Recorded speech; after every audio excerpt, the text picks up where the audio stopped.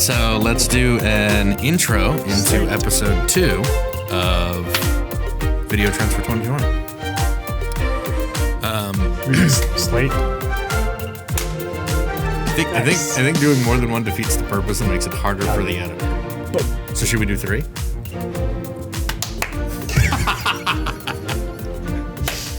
Oh.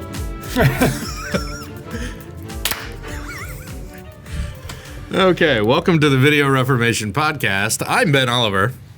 There's David. I'm David Olson. And I'm Justin Plant. Ooh, just something special about this episode, isn't there? Yeah. We are back actually for part 2 of our Video Trends for 2020 discussion. We got a little deep, a little heavy. So if you haven't listened to the first episode, I would recommend going back and listening to that. You can probably also pick it up in the middle here, but my guess is it's not going to make a whole lot of sense. Or maybe it is just as self-evident as it seems, and we're just talking about video trends for 2020. Had some interesting discussion about quantity over quality in the upcoming year. We had a very interesting couple different discussions about AI. And of course, I think we have negotiated additional money for our sponsor, Millennial&me, to actually sponsor both of these episodes. That's right. Mm-hmm. So good job Which actually is 3 times that. the price. Yes. Yeah. Thank you. All right. Check still hasn't cleared. No. In fact, it looks like Monopoly money. It's not even a check. It's not even a check. That's just, David, that's just Monopoly That's money. an IOU, David. I mean, I liked that it was pink and yellow and green. Blue. I think that's zebra striped gum. All right. So. That stuff tasted awesome. I said so. Oh, we're going to go on to the podcast now. I like that stuff that like the Big League Chew stuff because I played baseball as a kid, and so like I got to pretend to be like chewing tobacco. Like that didn't turn all kinds of kids Do you remember when in they the 80s and 90s into Yeah, tobacco right. users. Do you remember when Icebreakers came out and their wrapper was biodegradable, so kids would just like stick the whole stick in there? Or was that just me? Or I remember Cineburst or something. that might have been it. I think it was Cineburst. I know that one was people. There was like a rumor that you could just eat the whole thing. Yeah, and you could, sure. And none of these are sponsors, and yet we're mentioning these brands on air. I don't think they exist. Well, Icebreakers is still a thing. Yeah, Icebreakers is a thing. They're Remember we probably almost all did an owned ad by, for them on Tongle? Procter and Gamble. Yeah, I do remember that. Tongle was back in the days when we were like Nothing. we were doing no nothing. work. No business. This year's been so much better. Okay, so we've discussed quantity over quality. We've discussed AI. Let's talk about more customer journey-based content next. I think at first, I guess I want to say, I think those are some very buzzwordy things that everybody seems to just be saying. So All of it? Or just like, full funnel video and even like flip the funnel or the like flywheel, like all that, like, I don't know, it's just getting really annoying. But I think you've got some good points, so I'm gonna let you. So just everybody, He's so generous. if you weren't listening, if you weren't paying attention, fast forward 3 minutes. Because whatever's gonna... What a great setup. Thank you. This is all bullshit buzzwordy things, but I think you've got some valid points. Go ahead and talk. Thanks. Go ahead and stand on that platform. All right. So I actually, in the outline here, I actually typed more customer journey-based content because I feel like customer journey is the least buzzwordy of the ways to refer to it, to be honest. I mean, because every customer, every client, every potential customer has that journey that they take. No matter the shape. And they're individualized no matter the shape. And whether it's linear or circular or whatever, like, who gives a fuck about that? It's like there is this journey that somebody goes from, like, not even aware that they have a problem to aware that there's a problem to aware that you are a solution to, considering your solution to comparing your solution to other potential solutions to then ultimately deciding to buy. I mean, that happens regardless of like the direction or the flow or whatever. And so we talk quite a bit about, because we have this strategic focus, we've talked several times about about the opportunity for video to both speak to your customers throughout their journey and answer the questions that they have at each of the various steps in their journeys. But it's also a great way to kind of test your assumptions about those journeys too. If you can create content and map it to what you believe your customer journey is, you can actually use that video content and how it's consumed to understand whether there is step 6 in there or not. Right? If people find that that's not a question they need answers to because, the engagement is really low on it, right? People are watching 10-12% of the video on average or and something like that, straight. and then they're going next, like to the next video, then great. Maybe that's not something we need to be explaining to our prospects. But really, I think it's more about utilizing what you know of your customers' journeys and giving them the answers to those questions. And Forrester are the same people who did the whole, who started the whole a minute of video is worth 1.8 million words. And I'm sure that guy, whose name I've forgotten, regrets that he put that out there. Because as a good data scientist, I hope to God he regrets putting that stat out there. But, Forrester predicts that B2B marketers creating content around their customers' journeys is going to increase from 18%, which is what was reported this year. 18% of marketers are creating content based on their customers' journeys. They believe that in 2020, that's going to jump to 48% of marketers creating content. That's half of marketers creating content based around their customer journeys. I forget sometimes that even if it's buzzwordy to us, we are typically on that bell-shaped curve much farther to the left than a lot of folks in terms of adopting new philosophies and technologies and stuff. So I apologize for my comments about... That's okay. Nobody's listening to this part anyway. And so I think that's an opportunity. I think it fits with what we talked about in the first episode on this about kind of that quantity over quality, right? It's the customer journey is a great way to come up with your first video strategy. It's a great way to kind of map out that content you need to make, and you're gonna have that 10 videos that you're going to need to make to guide them through that journey. And as you brought up, potentially prematurely based on the outline of the episode. Didn't see that in there. Yeah. The great point that you brought up about marketing becoming so much a part of sales enablement, because there does need to be, we've talked before about, does anybody happen to remember offhand the statistic of in the B2B space, prospects are doing 47% of the research on their own, before they want to talk. I wanted it was closer to 80, 78, 80.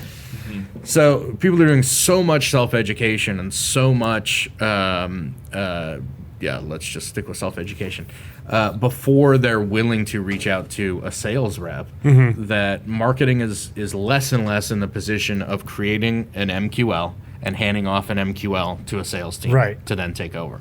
Marketing is becoming more and more responsible for shepherding those people all the way through to the buy and then still engaging them after the purchase. Right. Marketing is it feels like less and less of a lead gen organization. Marketing departments can be split up in a lot of ways, and sometimes they'll have lead gen, sometimes they'll have the variety of other departments, but it feels like they're becoming kind of that in-house agency, the ones responsible for creating the right content throughout the entire journey and life cycle of a prospect client. Yeah.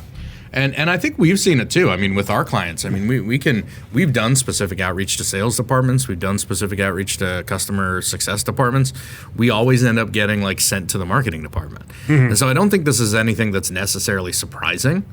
I think it's just something that marketing and executives in organizations need to be aware that marketing needs to be given the resources and the responsibility of creating that content, because it's the content that needs to be shared all the way through that journey.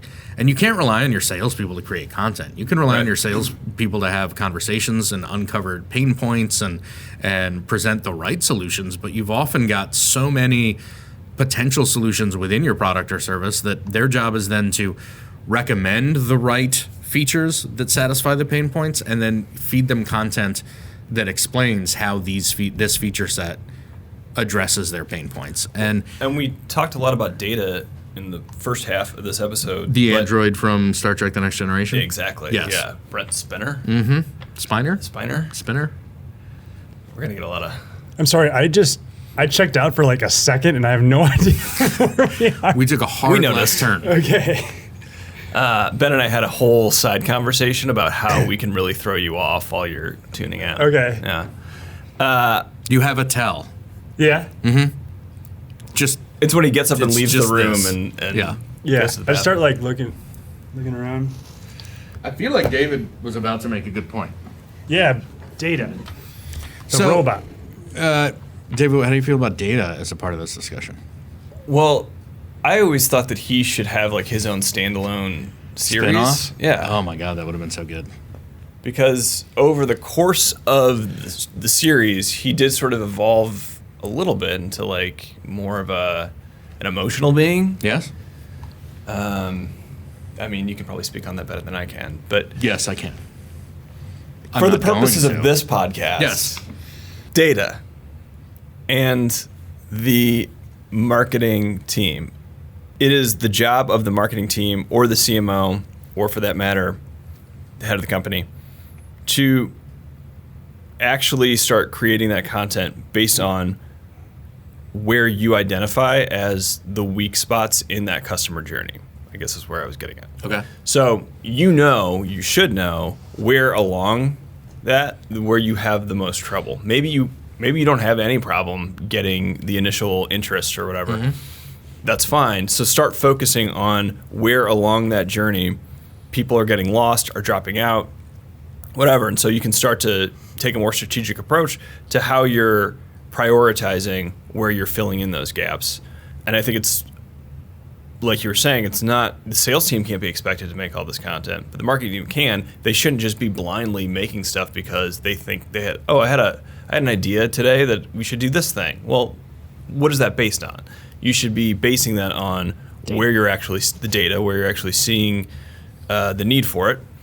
And your CMO or your CEO should be giving you the tools you need to actually take a look at that, which is another thing we always talk about with video. It's going to give you the best and the most variables data-wise. Yeah. Were you a Star Trek watcher, or are you? Like casual. Really? When I was a kid. You were big time though. Just the next generation, but yeah, Okay. big time next generation. How long is that? Like seasons wise? 7 seasons, Wow. I believe. Don't at me, but I think it was 7 seasons. Oh, No. I might be a millennial. I said, don't at me. Yeah, but Did I do it? the in big kind of Star a- Trek yeah, okay, boomery fandom, kind of next way? generation fandom is Yeah. more Gen X. Gen X. Yeah. Yeah. I identify as Gen X. Like Yeah. the music and the culture. Well, and- we gotta wait and see what your Yeah. results say. Okay. That's a Who- big vial, by the way. Who wants to do one now? What's another trend for video for 2020? Justin, why don't you take one? So sometimes, well, to be quite honest, a lot of times pornography leads the trends in a lot of commerce and It's and not untrue. But sometimes B2B is the first to pick, to kind of lead the charge on something. Sometimes- Frantically scrolls through episode outline to try to figure out where he's going. sometimes B2C does. Right now, there are an overwhelming amount. In fact, I would say too many. There's a bubble of B2C influencers. In There- pornography? Well, I don't know. I suppose there probably is. Is there an influencer community in porn? I think gotta they're just porn stars. But in the B2C world, there's influencers everywhere. Brands were going to people of influence and saying, "Hey, would you wear our clothes? Would you?" I mean, this has been going on forever, but now there's a term for it. Yeah. Then people realize that if they're also hot and they post their workout videos or whatever, they can get supplement brands to essentially sponsor them, and then that person will post on Instagram, TikTok, whatever, them using that product or talking about it, reviews, that kind of stuff. And there's people out there who are just making it up and want to be an influencer, so they're pretending that this post is sponsored by McDonald's or something. Like it's so that's That would be for like a makeup how-to video, right? Sponsored by McDonald's. sure, yeah, acne from all the Yeah. Here's how to cover up your acne. cover up your McDonald's Brought to face. you by McDonald's. Not to mention the influx of new influencers that are likely to happen with NCAA changing its rules. You're going to have every college athlete in every sport, men, women, whatever, are able now to take advantage of that and So they flood monetize social it. media. those are monetize people it. that actually have cultural value. Yeah. If you want to say sports is culturally valuable, I think it is.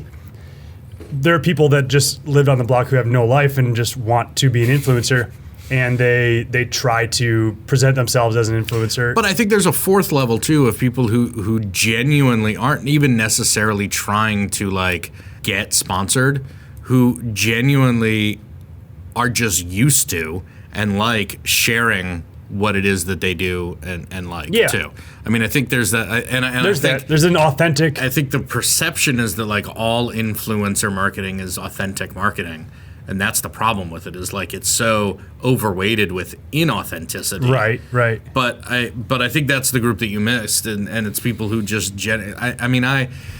my godson, as an example, he watches a ton of Twitch and he watches a ton of videos on YouTube of people playing the video games that he plays.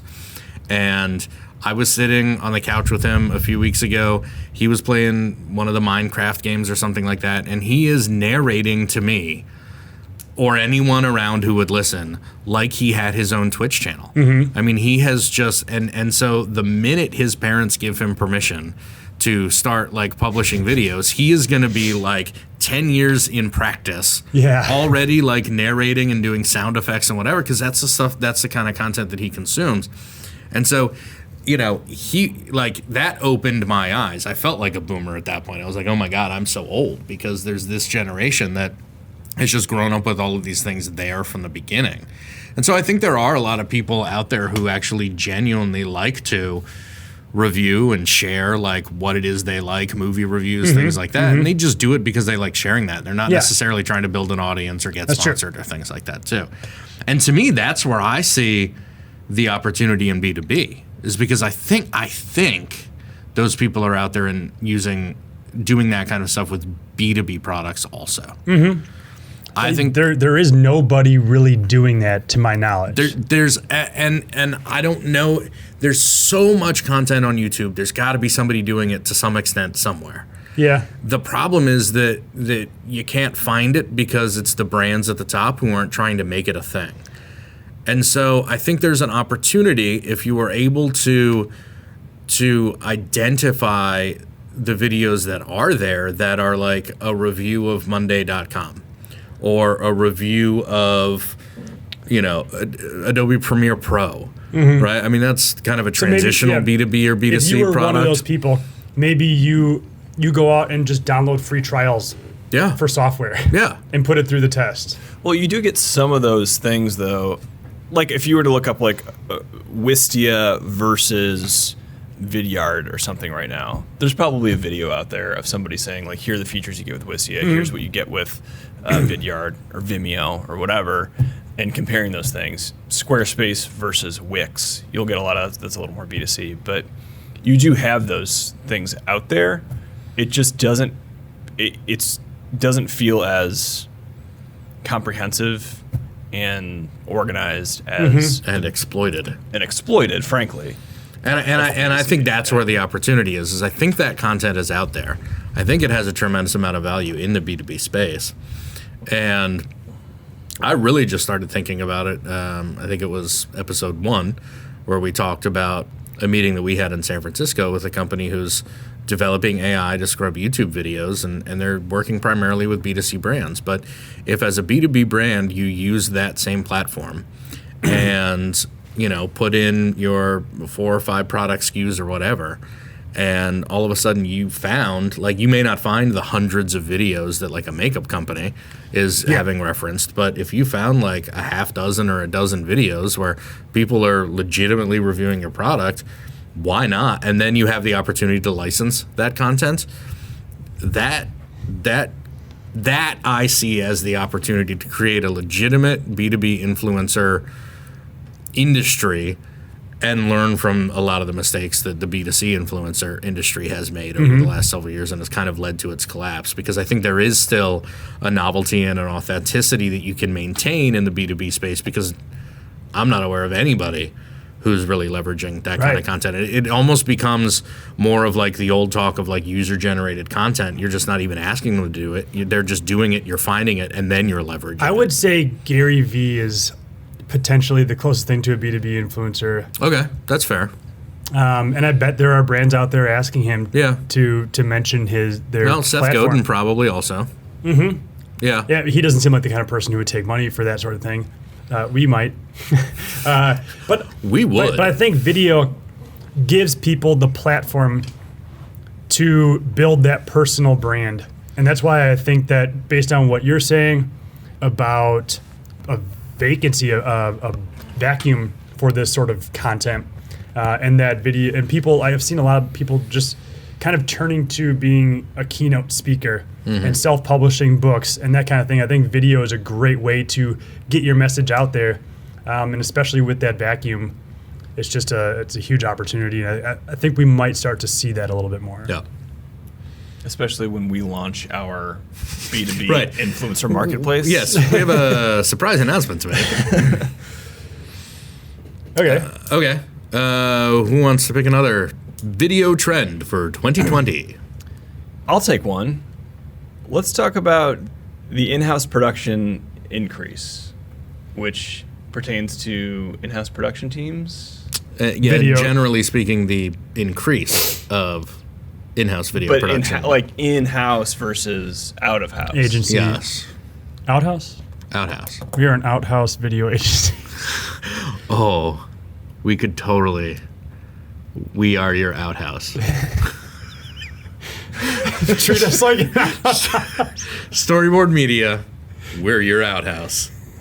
Video production team. That all sounds about right. Yeah. Yep. But no, I think it is something you're seeing a lot, especially at a lot of the larger brands. And I think you're starting to see, I think what you're starting to see at the big brands, I've been reading about this in Adweek some recently, is a lot of the big brands are basically creating spin-off in-house agencies.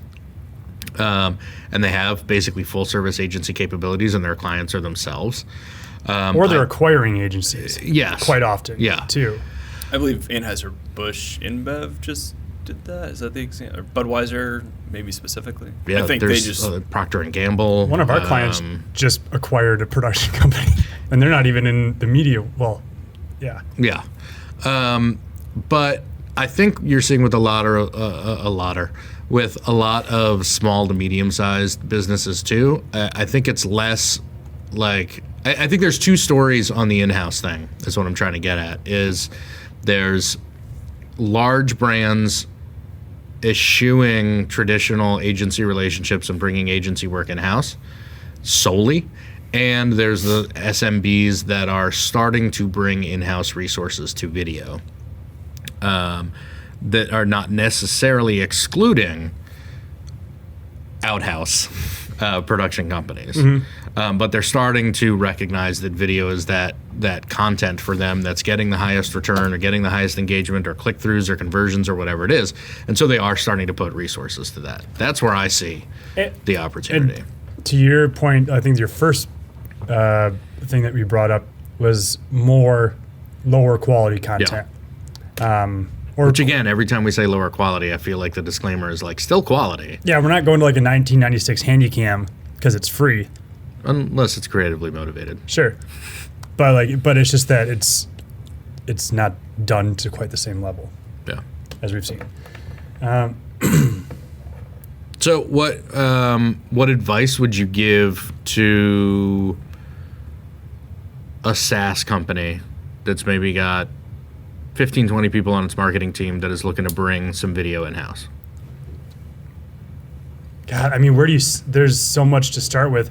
I feel like I would look at kind of what David was saying and where are my gaps? Where's the most friction in this sales cycle? Or is our attrition really high or whatever? And I would probably start, especially if you haven't done much video, I would start instead of investing all those resources up front into an in-house team and not really know what you're doing, I would dabble in, work with a couple different external agencies first before just going and hiring somebody, so that you know a little bit more about how video works and what sort of platforms you need and where it should fall within that the customer journey. So I would take an approach there, like just figure out where is that friction taking place. If they do have the experience with video, then hire based on that, based on the skills that are required for that type of content. If it's I just looked up when we did the in-house video teams episode. Yeah. It's literally the last episode we recorded. Okay. That sounds familiar. So go listen to episode 16, in-house video teams. We go through. We talked. We went through a bunch of different scenarios. Small teams, medium-sized teams, big teams, when to use agencies, all that Yeah. kind of thing. Yeah. Okay, David, why don't you pick another video trend for 2020? How about the continued evolution of personalized video? What are your thoughts on that, Ben? Well, my thoughts on this are that we've been wrong in the past, because I think we've been saying for 2 or 3 years that like personalized video is going to be the next big thing. And when we said it, we meant like the ability to actually change graphics in video to like use a person's name or company name. Like Vidyard has a platform where you can create customizable, personalizable video based on the data that you have on people. So you basically do like a mail merge, but instead of doing like a marketing, insert first name, you're doing an insert first name and some kind of like graphic, but like a fully integrated graphic in a video that looks like that's how you shot it. And so my initial thought was, we've talked again for a couple years about like next year's the big year for personalization, and it just hasn't really taken off. But the more we talked about it, I think what we're seeing is like we talked about with Bumper Machine and YouTube's director, like there are so many opportunities to put such specific content together for the exact person who's viewing a video that's really where personalization has come in. So it may not be to the level of like, hey Ben, come to our event. We would love to have Storyboard Media, Right. But it's like I'm being fed a pre-roll ad for that event that, something in the title says, get your early bird pricing just like last year, because they know that I attended the event last year and I took advantage of one of the early birds. And like that feels very personal to me. Right. But they were able to put that together, even though it doesn't say like Ben on like, a name, like lanyard badge kind of words coming out of my mouth. What's that thing called? Like a badge on a lanyard. Like it may not have my name on a badge on a lanyard in the video, but like it can like individually call me out based on any of my previous behaviors. That's still pretty cool. Well, like a relatively simple example could be, imagine a 2-minute video that's a scene at a pool party.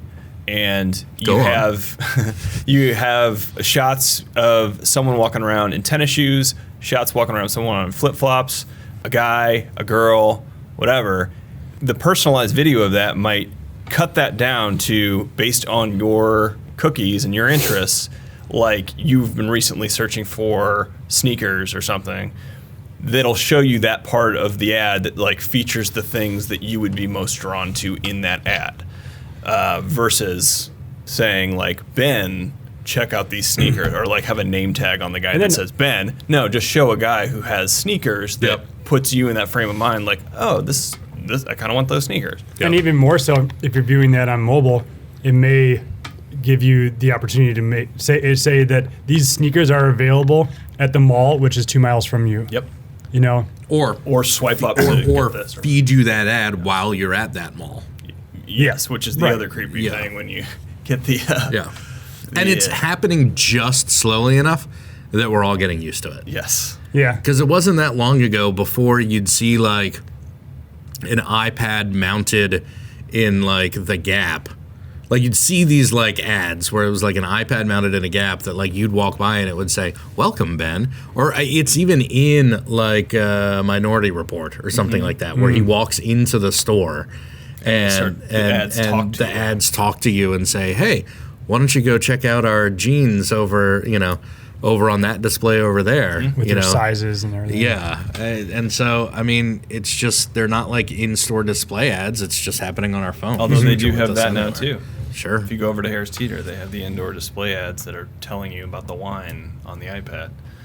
Even when we were in Carolina Beach over the summer, I kept getting fed this Spotify ad as I was like driving down the main strip there. But it was like turn left to go to the McDonald's here. Like it was a McDonald's ad. It was like hang the next left. It kept saying that, and I was like, how do they know this? Because there's a McDonald's at every because there's so one that was on the question. either side of the street. Was it actually pinging a McDonald's nearby, or did they just assume that there was a McDonald's close enough that if I hung a left, I would eventually hit one? I don't know. I don't know the answer to that. It sounds like we need to go to Carolina Beach to find out. We'll be back after we return from our Carolina Beach Let's just vacation. move all of the mics to the car, Yep. and we'll just keep recording in the drive Anthony, down to pack it Carolina up. Beach.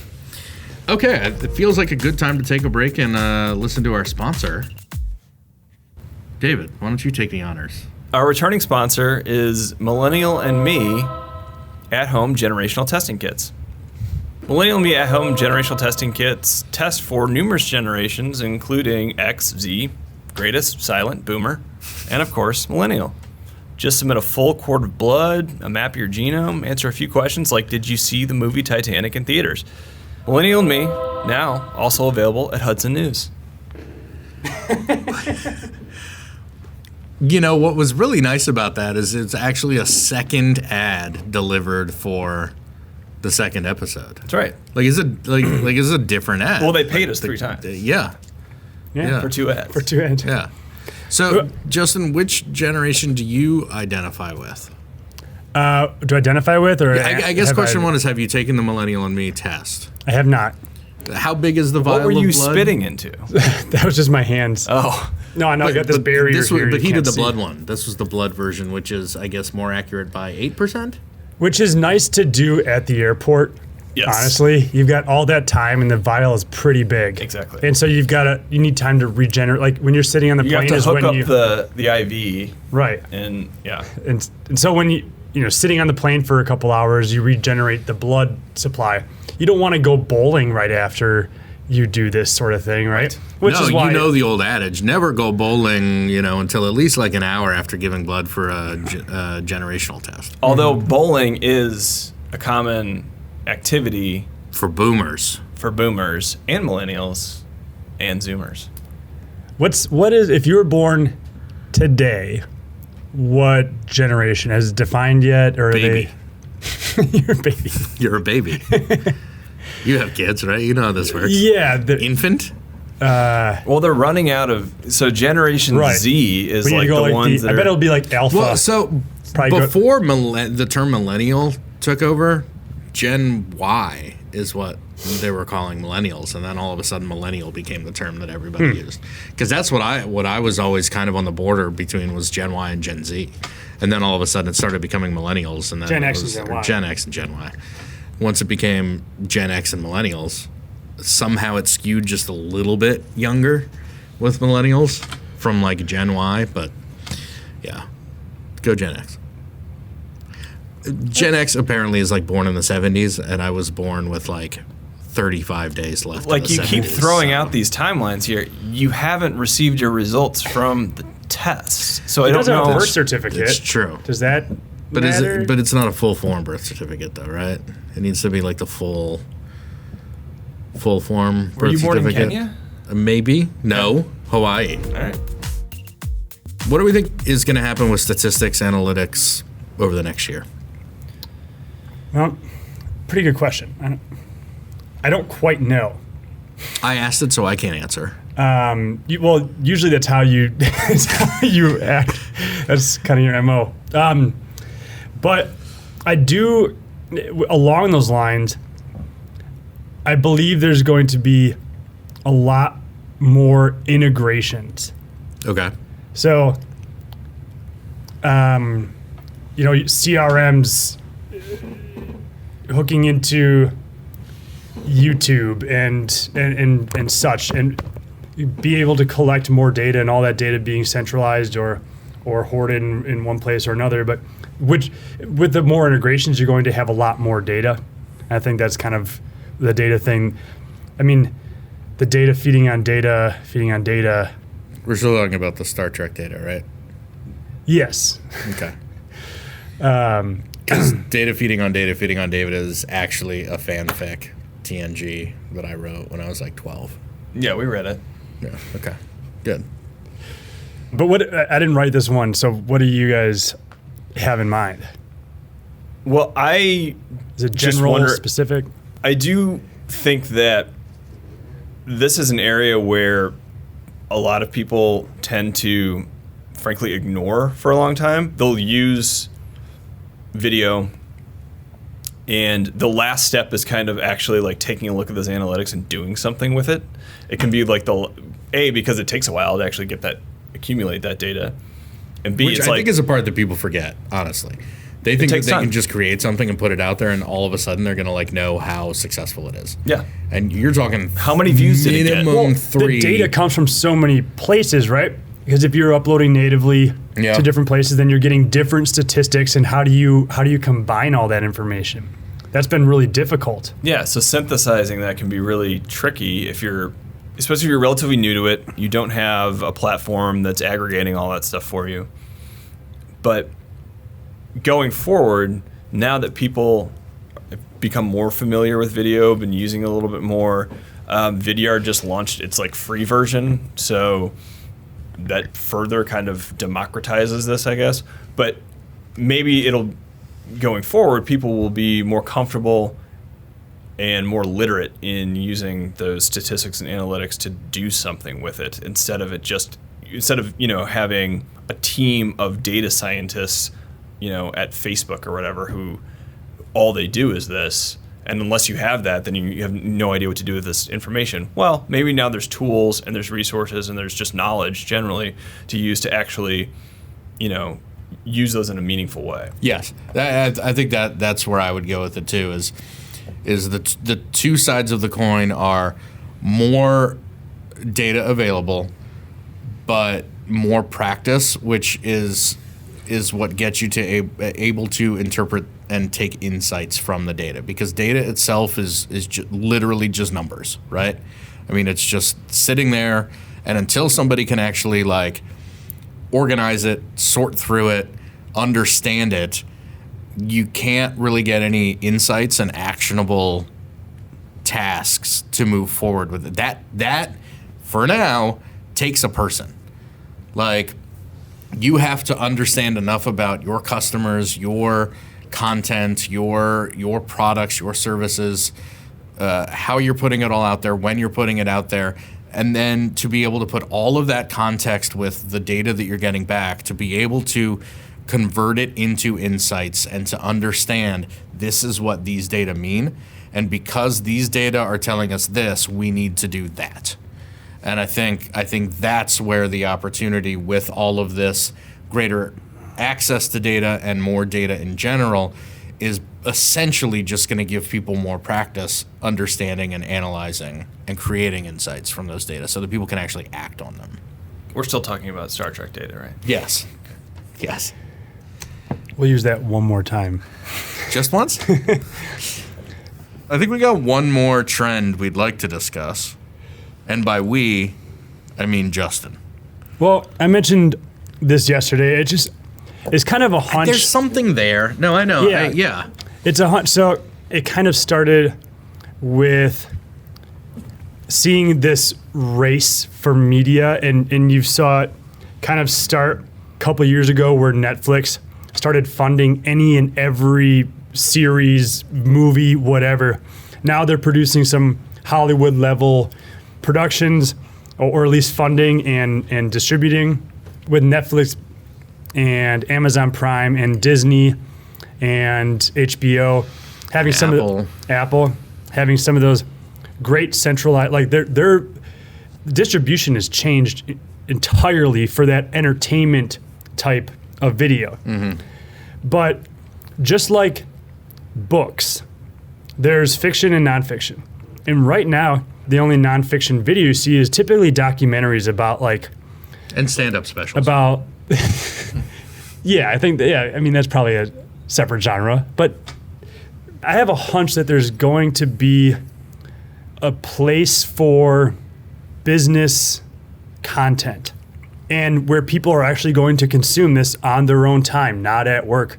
They're not expecting to, I'm talking about long form content too, not just a 2-minute how to use a product video. I'm talking about like this podcast, for example, is an hour long usually every time, and it's all related to video, B2B video. If we film this thing, this could just as easily be on Netflix or Amazon Prime as it could be on YouTube. Right now, everyone just dumps everything to YouTube, but stuff that has a lot of high value content, Disney may put an offer out to that content. I feel like it's going to bifurcate these platforms in such a way that there's some really interesting business video content that is consumed as entertainment. I feel like Amazon is so primed for. I really didn't want to go there, but Amazon is almost perfectly set up to open up Amazon Prime Video for anybody to be able to put any produce and publish any of their video content through Amazon Prime, because they basically did it with their store model, right? I mean, think about all of the independent sellers that you have on Amazon, and it's there as a marketplace. It's kind of in their DNA more than any of the other streaming platforms. A lot of times they're performance based too, right? I mean, so it's just it's an ecosystem where the best stuff moves to the top and continues to get sold for the right price. It's all market driven. Well, we were talking about you could totally imagine Amazon acquiring Masterclass or something like that and putting it up on Amazon Prime, and you purchase each individual class for something like that. Yeah, there may be a whole other system but something like a competitor to Masterclass, right? That's business focused or educational focused. And you can just purchase an individual one, like you buy a movie, or maybe it streams for free, as however they want to do it. But it's totally set up to have that exact same model. And what we were talking about the other day too was how Amazon picked up Twitch. Is Twitch going to be its sort of YouTube version that it starts to integrate, with its e-commerce store too? What do you know about Twitch, or what does anybody here know about Twitch? I've never been a gamer. And lots of really good haunting videos. Haunting? Yeah, so videos of gamers playing games and the computers or the cameras on them, sitting on their couch. I've seen great doors closing in the background inexplicably. Oh shit. Oh yeah. It's some of the best Sweet. ghost videos. Nice. Are from Twitch. That's the extent of that, and my godson is the extent of my Twitch experience.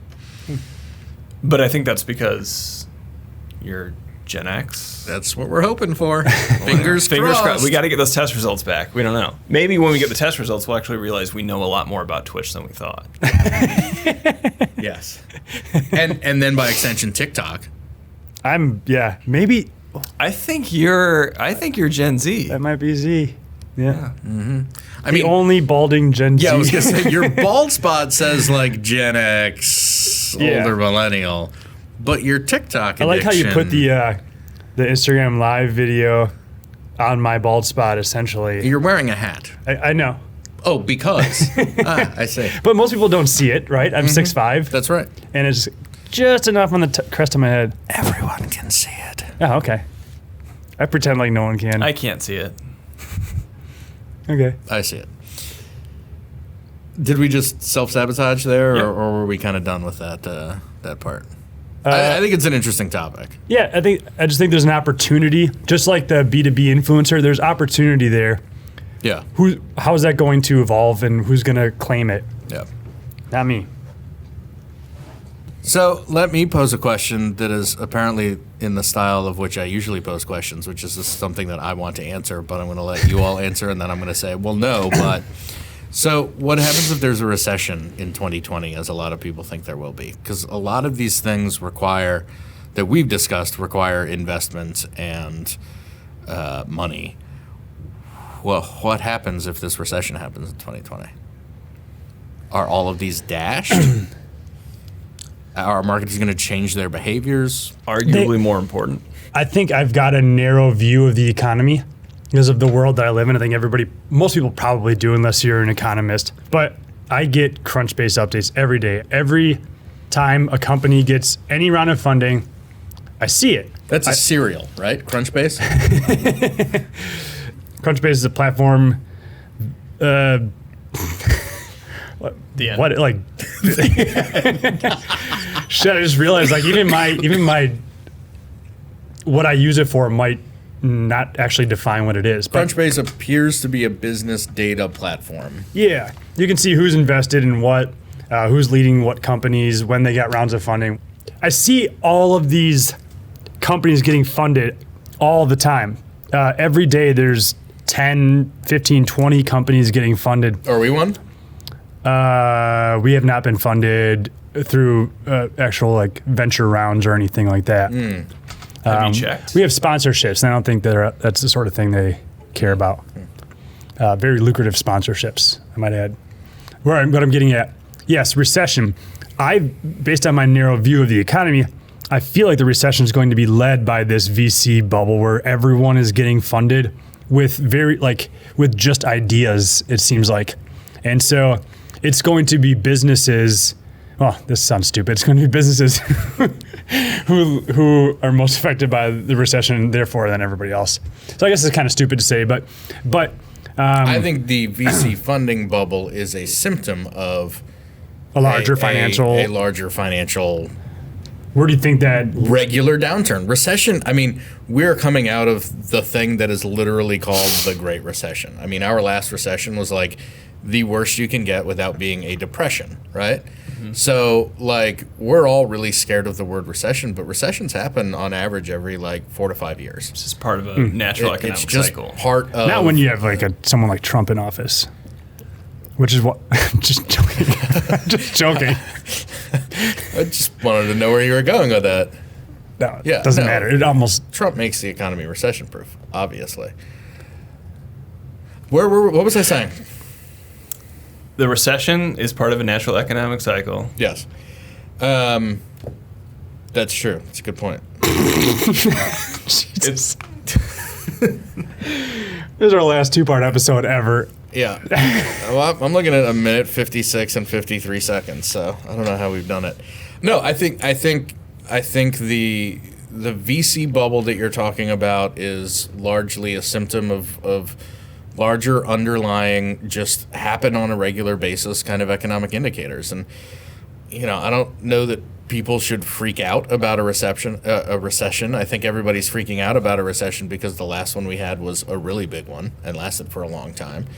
So it's the natural order of things. I'm not necessarily worried about it for us because I think a lot of companies are this way. We have a small enough client base that, we're not like GE where our clients are among the biggest companies in the world, and if there's an economic downturn over the world, then overall our business, we're talking about, a limited number of clients that we're flexible enough that we're going to be able to pivot. And I think a lot of the people who are listening are probably working with companies that are small enough that they can pivot and survive a recession.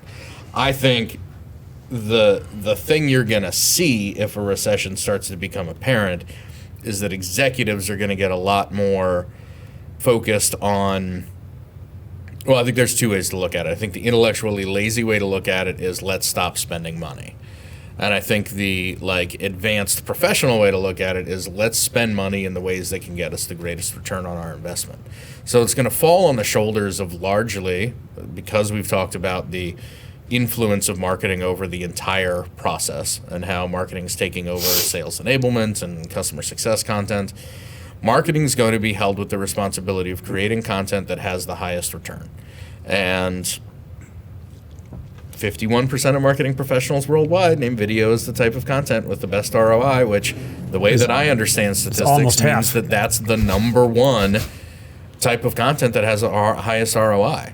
So if a recession is coming and you're getting fewer dollars or the same number of dollars, as a marketer, you really, this may sound self-serving, but put it in the content that's going to get the biggest ROI. And if you haven't done video, then it means going to video. If you have done video, you're probably 51-49 likely to say that it has the highest ROI. You just got to be smart with your dollars. So I think you're going to see a lot of people doing that smaller production quality, smaller budget, doing it in-house, more content, doing it in-house, and just being smart with their dollars and spending, maybe taking some of their paid search budgets, PPC budgets, those kinds of things, and moving them into the video stuff that gets them those higher returns. Or the other side of that, which is maybe the 49% who are going to revert to things that are perhaps more tried and true in their experience. Yeah. And cheaper. Yeah. And not experience video. And I just wonder who's going to come out of this recession better. Yeah. We shall see. But I do know that marketers who use video grow revenue 49% faster than non-video users. So that's a reason to just go with video instead of reverting back to the less, the less scary video type stuff. I got all kinds of stats. Where are you hiding those? They're on the outline. Marketers who use video receive 41% more web traffic from search than non-users. Companies that use video marketing get 66% more qualified leads per year. If you're going into a recession, you got to be smart with your money. Those are the 4 stats that I see that are readily available. We can certainly put them in the show notes. But those are the ones that, if I were in charge of a budget, I would say that video needed to be part of my budget because I'm going to get more qualified leads. I'm going to get more web traffic. I'm going to grow revenue faster. And that's what it's all about in a recession economy. And if you're already using video, to our previous point, start putting some time and thought into how you actually interpret those analytics, convert those into insights, and that insight into action. Because that's going to get you that much more return on the video you already have and the stuff that you're already making and using in your content stream. That's an easy way to actually start to get more out of the stuff you already have by just being smart about it, using the data that it's already giving you. We should honestly create an additional one of our little productized things, one of our initiatives, strategic initiatives. We should have a recession pack where we just kind of combine audit of existing content, a basic springboard, that kind of thing, and just treat it as a video marketing recession toolkit kind of thing. We'll just, put a pin in that and discuss it later, I suppose. Okay. Anybody else have any other trendy things to talk about for video in 2020? Or is it about time to wrap this thing up and head to a late lunch? Based on the way my head feels, I think I'm a little pooped. I'm pooped. Yeah. I'm ready to do some TikToks. Yes. Okay. Yeah. Let's get TikToking. Yeah. Tic-tac. TikTok. I'm going to Like the clock? TikTok. Yeah. Like Kesha. Do either of you have it? I do not. Why not? Why would I?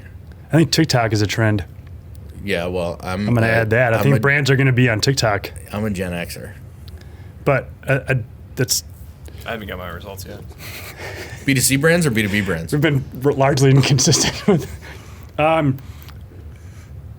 B2C. No one's really using that well. Right now, I see Robinhood all over the place. They've had a great week. Really? No. They had a flaw in there. Just Google Robinhood and look for a news story. I heard, though, that their algorithm for delivering ads is way more intelligent than what Instagram, Facebook, same company, are doing. And therefore, there's much but nobody's doing it.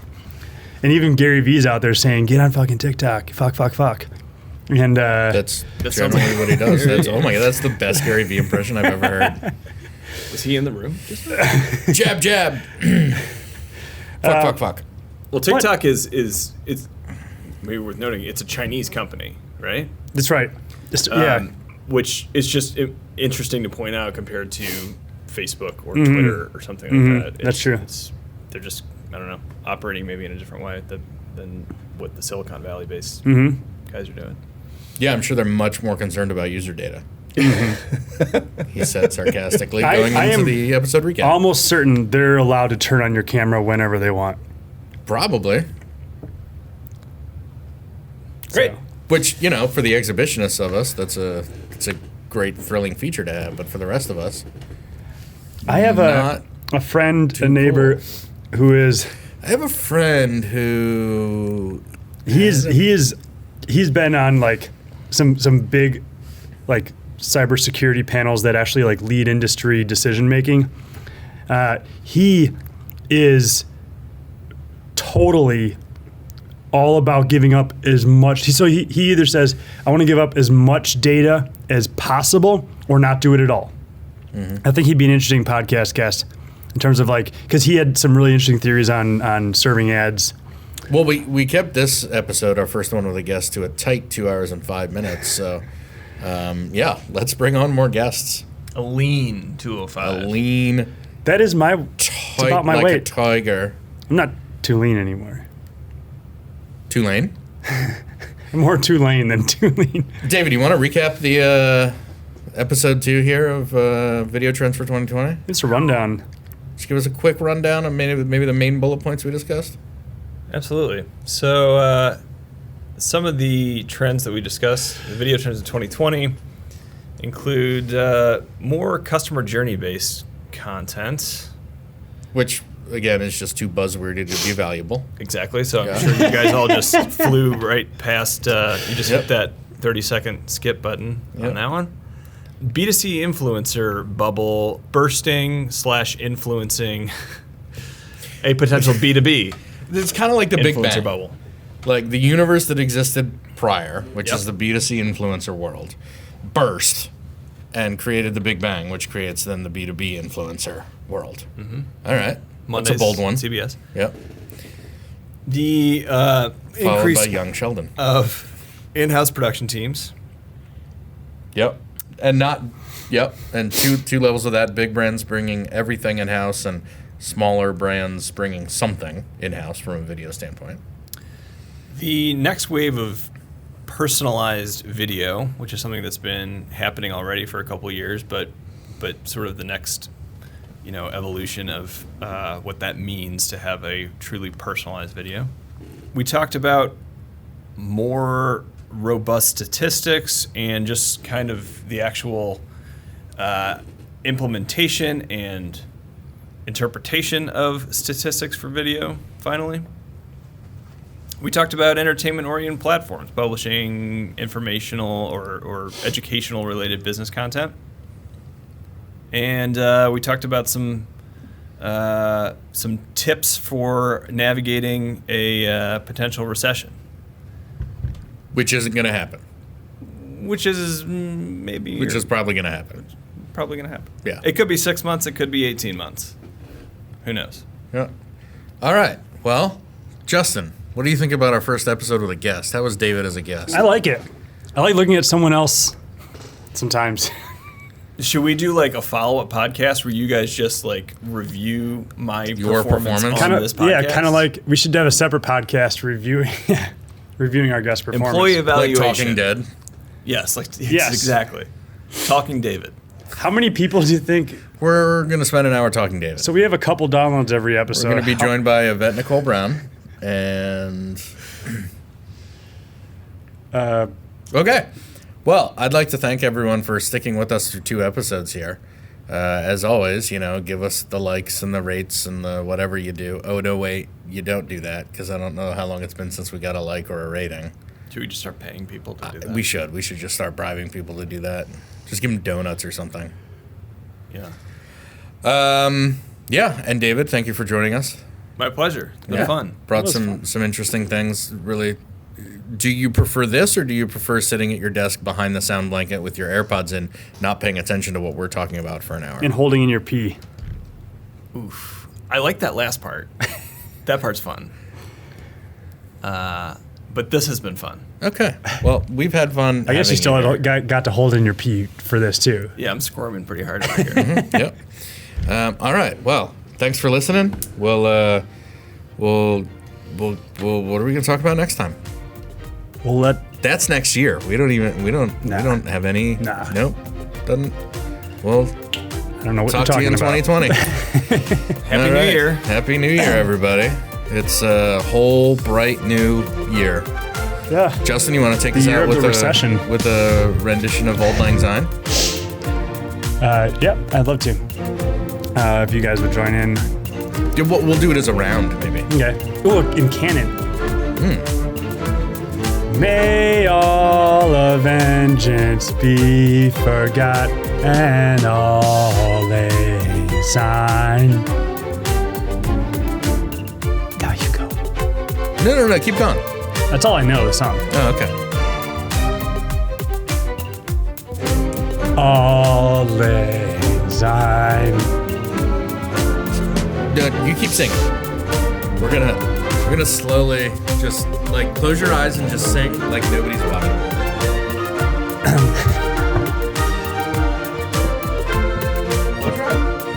Can I get a metronome? Maybe give me a key. Give me a key. A minor. I need to hear it. Just keep singing.